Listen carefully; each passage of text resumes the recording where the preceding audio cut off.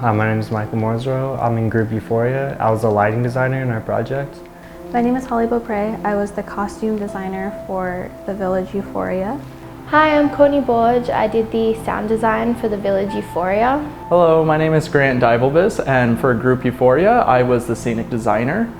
Our story is about a young boy who lives in a river village under a waterfall.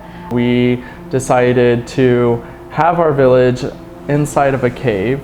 Our village, it's very simplistic, very happy. They're a small village. They don't have a lot of money. They live off the land. They have this guardian that kind of watches over it. It's a statue and she's the symbol for Euphoria. It all kind of comes together when he sort of falls for a girl from a foreign village. And it turns out that her father is from an outside village, is trying to learn the secrets from this village. Other people want to join our village and feel euphoria. The female is gathering and giving information back to her father. She's betraying them. The father, who is the antagonist, comes in and attacks, Destroying the cave and the essence of Euphoria. And they're really just left needing to rebuild themselves so that they don't lose their spirit of Euphoria.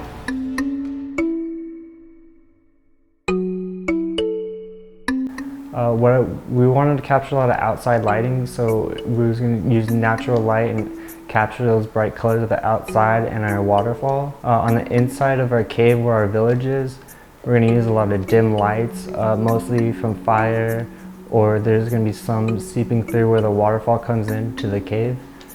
Our battle scene is going to be a lot of fire and light flashing, still very dim lighting. When we shoot our characters, we're going to have a lot of side soft lighting to capture the drama in the scenes. We wanted a big waterfall with light blue colors and moss and trees surrounding it. And for our cave, I was trying to find what our cave is going to look like. If it was going to be open, if it was going to be really small, how was the lighting going to fit into that. So we decided we could see that fire in the cave, and we could see around how the village is a small, tight-knit community.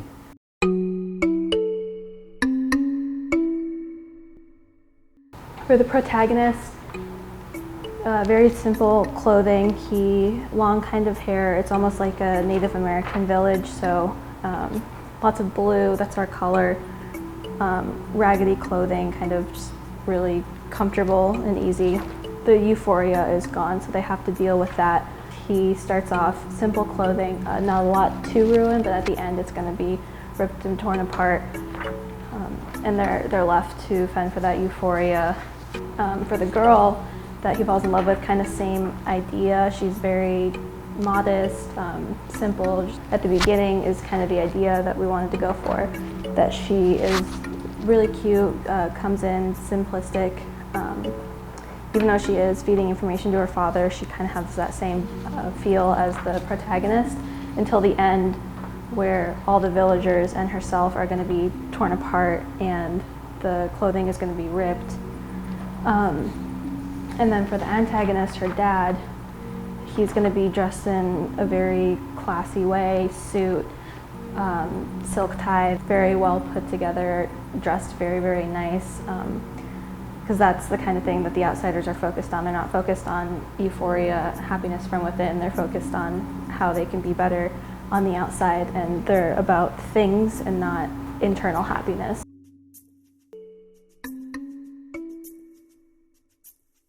So for the sound, I just really wanted to focus on kind of natural ambient noises, sort of things that you would find in a forest. So I was really looking at a lot of just shots of forests and films that kind of had more natural and tribal kind of narrative. The two characters meet. I wanted to kind of have a little bit more of a romantic style sound that would kind of show what was kind of happening and the connection that was happening between the two characters. And in more serious scenes, I did kind of want to bring in some music, like a little bit of drums in there and some sort of more dramatic for the battle scene. That goes a little bit further away from the tribal and natural vibe, just to sort of really show the impact and the kind of drama that's about to come. Also, when the enemy is approaching, just to kind of signal the beginning of the ensuing battle, I chose a sort of battle cry with a horn to just sort of suit the context of where the battle will be taking place and the kind of culture that it's in.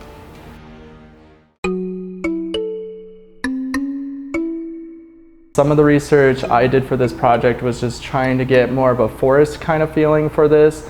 We really wanted very, very blue teal water for our project. Our monument is supposed to be a white marble, smooth kind of feeling, and she also has a blue diamond on her chest plate that also gives the village its euphoric powers. And here you can see some of the village and just kind of get an idea of how small our people are compared to the full size of the scale. When putting together this project, we wanted to make it as magical and fantasy as possible, since Euphoria is supposed to be very happy and pretty.